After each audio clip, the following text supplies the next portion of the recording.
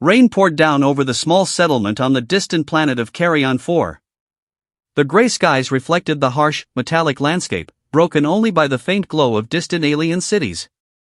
Amid the drizzle, a human named Eric Van walked cautiously, his boots sinking slightly into the wet, sticky soil. He had been traveling for days, delivering supplies to scattered colonies across the planet. His mission was simple: survive and help wherever he could. As he rounded a bend near the edge of the settlement, he noticed a figure hunched beneath a torn, rust-colored canopy. At first, he thought it was some discarded machinery, forgotten in the rain.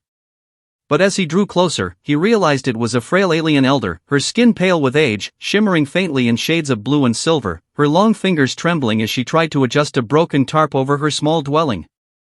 Eric's heart tightened. Despite his many encounters with alien life, he had rarely seen one so vulnerable.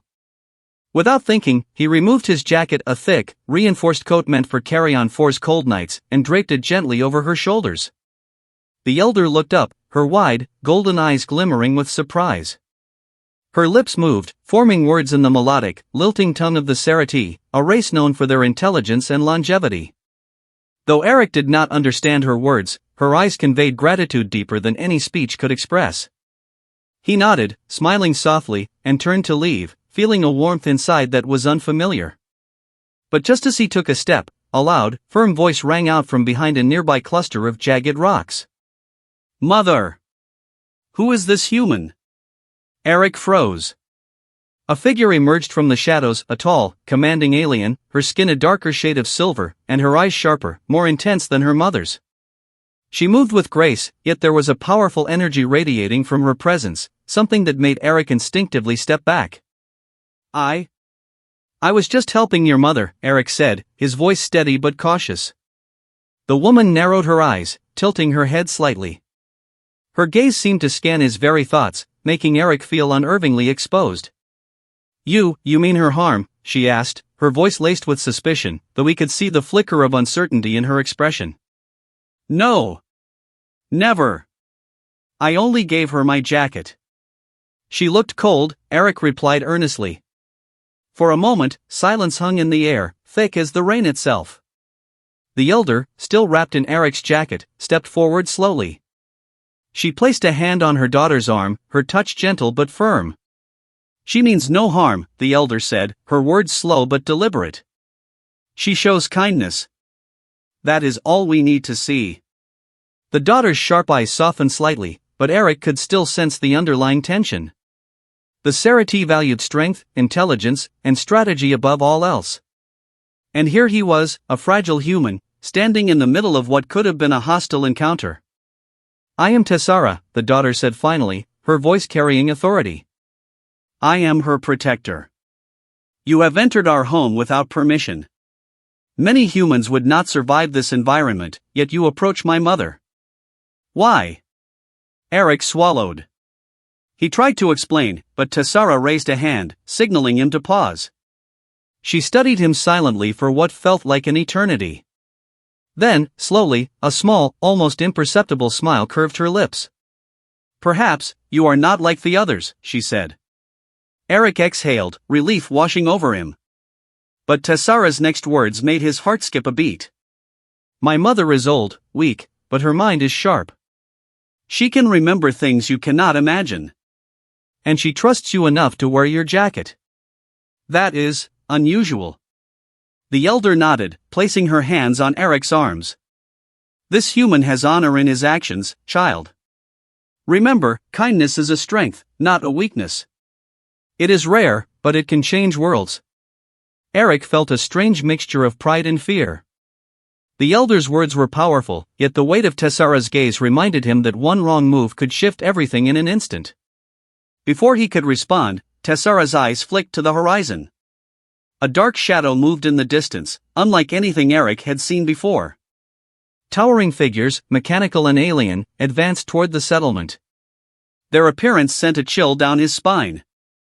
"They are coming," Tessara said, her voice urgent but calm. "The carrion hunters, they seek to capture my mother and our people. You must stay close, human. Your actions will matter more than you know." Eric's mind raced. He had faced dangers before, but these hunters were merciless, a force of destruction known across the galaxy. He looked at the elder, then Tessara, and made a decision. "I will help you," he said firmly. Tessara studied him for a moment, then nodded. "Good. Then we move quickly." The next hours were a blur of chaos and strategy. Eric followed Tessara and her mother through narrow tunnels beneath the settlement, avoiding patrols of the hunters.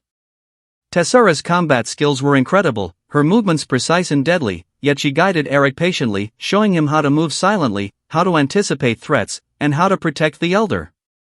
Despite the danger, a bond began to form. Eric realized that Tessara was not only strong but deeply compassionate, and her mother's wisdom gave him hope. Every glance, every subtle nod, every shared understanding strengthened their connection. Finally, they reached a hidden chamber carved into the rock, a sanctuary from the hunters. The elder placed her hands on a crystalline console, her eyes closing as she whispered in her ancient tongue. The room glowed with a soft, protective energy, shielding them from detection. Eric looked at Tessara, breathless. This is incredible." Tessara's lips curved into a small smile. "The elder's power is rare. But it cannot last forever. Soon, they will find us if we do not act." The elder opened her eyes, looking at Eric with a soft glow. "You have shown courage, human. Courage and kindness. These are the seeds of change, the hope that even a single being can bring to the galaxy." Eric felt a surge of determination. He realized that this was bigger than him, bigger than survival. The elder's words, Tessara's strength, and the hope of her people had placed him at the center of something monumental. As the sound of approaching hunters grew louder, Tessara handed Eric a small device, humming with energy. "We fight together. No one else can stop them, but maybe, together, we can survive." Eric gripped the device tightly, feeling the weight of responsibility, but also a strange exhilaration. For the first time in his life, he understood that kindness, courage, and trust could become the greatest weapons in the galaxy.